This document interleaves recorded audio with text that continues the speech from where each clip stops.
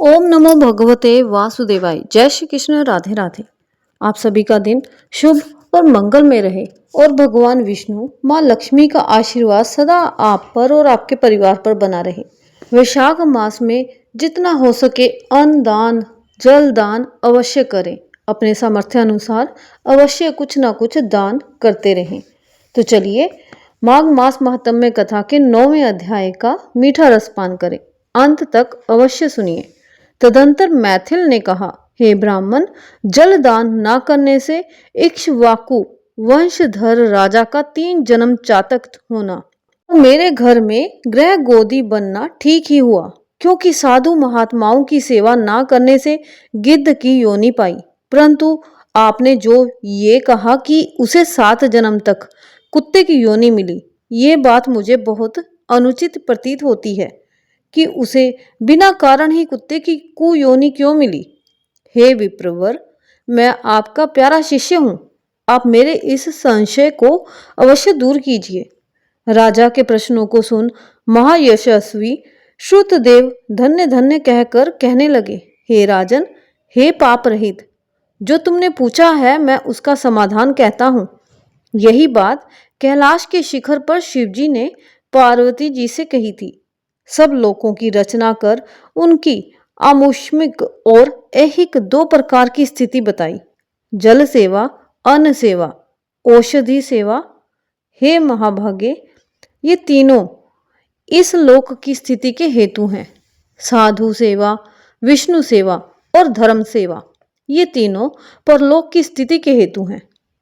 ऐहिक हेतुओं का करना तत्काल धन संपत्ति देता है। अप्रिय बातें कहना भी दुख का हेतु होता है। यहाँ एक पुराना इतिहास वर्णन करते हैं, जो ऐसा पाप नाशक और अद्भुत है, जिसके सुनने से रोमांच हो जाते हैं। यज्ञ दीक्षा में उपगत दक्ष प्रजापति एक समय महादेव जी को बुलाने कैलाश पर गए। उन्हें देखकर उन्हीं की भलाई सोच महादेव जी ने उठकर आदर नहीं किया। शिवजी ने सोचा, मैं संपूर्ण देवताओं का गुरु हूं। स्वामी सेवक के आने पर, पति स्त्री के आने पर और गुरु शिष्य के आने पर नहीं उठते। जो स्वामी स्वयं भृत्य आदि के लिए उठते हैं, उनकी आयु, धन और यश तत्काल नष्ट हो जाता है। इसलिए मुझे उठना उचित नहीं है। ये मेरा प्यारा सवसुर है। ऐसा विचार कर दक्ष प्रजापति की भलाई सोचकर महादेव जी आसन से ना उठे। तब महादेव जी द्वारा उठकर आदर न किए जाने के कारण प्रजापति को बड़ा क्रोध आया और अनेक प्रकार से महादेव जी के आगे ही निंदा करने लगे कि ऐसा अहंकारी, जिसका धन केवल एक बूढ़ा बैल है, कपाल की हड्डी धारण करते हैं, शमशान में घर है, सपरों के आभूषण धारण कर रखे हैं, संग में रात दिन भूत प्रेत पिशाच ऐसे ऐसे दुर्जन रहते हैं। दुरात्मा नारद के बताने से मैंने अपनी कन्या सती का विवाह इसके संग कर दिया। ये भी अलग धर्म वाली हो गई। मैं इसे कभी नहीं सह सकता। मेरी पुत्री से भी मुझे कुछ प्रयोजन नहीं। ऐसे विमूढ़ आत्मा दक्ष ने सती और शंकर जी को निमंत्रण नहीं दिया और अनेक प्रकार के कुवाक्य कहकर चला गया। तदंतर यज्ञ स्थान में जाकर ऋत्विक और मुनियों को संग ले विधि पूर्वक यज्ञ करने लगा और शंकर जी की निंदा करता रहा। ब्रह्मा और विष्णु जी को छोड़ सिद्ध, चारण, गंधर्व, यक्ष, राक्षस और किन्नर आदि सब देवता यज्ञ में आए। तब सती की इच्छा अपने कुटुंबियों से मिलने तथा उत्सव देखने की हुई। स्त्रियां स्वभाव की चंचल होती हैं। महादेव जी के मना करने पर भी जाने की मन में ठान ली। महादेव जी बोले, हे प्रिय, सभा में बैठकर वह मेरी सदा निंदा करते हैं, जो तुमसे सही न जाएगी और तुम निश्चित शरीर त्याग दोगी। अतः तुम अपने पिता के घर मत जाओ, वहां जाने से तुम्हारा कल्याण नहीं। इस प्रकार समझाने पर भी सती ना रुकी, अकेली घर से निकल पैदल चल दी। तब नंदी ने चुपचाप सती को अपनी पीठ पर बैठा लिया और महादेव जी के करोड़ों भूता आदि गण पीछे चले। सती जी महलों से होती हुई किसी के ना बोलने पर उदास हो महादेव जी की बात याद कर यज्ञ मंडप में गई। वहां पर भी दक्ष प्रजापति और सभा के सब लोगों को अपनी तरफ देख किसी के ना बोलने पर सती जी वहां खड़ी होकर रुद्र की आहुति तक पिता की चेष्टा देखती रही। जब दक्ष ने रुद्र को छोड़ आहुति दी तो सती आंखों में आंसू भर अकुलाकर बोली, बड़ों का अपमान करने से कल्याण नहीं होता है। आपने रुद्र की आहुति नहीं दी। ये जितने ऋषि मुनि महात्मा इकट्ठे हैं, इन्होंने भी आपकी दुष्ट बुद्धि दूर नहीं की। विधाता इनके भी विमुख ज्ञात होता है। सती की ऐसी बात कहने पर पूषा देवता मुख फाड़ हंसने लगा। शुक्राचार्य दाढ़ी और मूंछ फड़फड़ाने लगे। बहुत से भुजा, पांव और कछाओं को फड़फड़ाने लगे और दक्ष निंदा करने लगा। उनकी बातों और पति निंदा सुनने का प्रायश्चित करने के लिए क्रोध से लाल हो शरीर त्याग करने का विचार कर सबके देखते ही देखते सती होम की अग्नि में कूद पड़ी।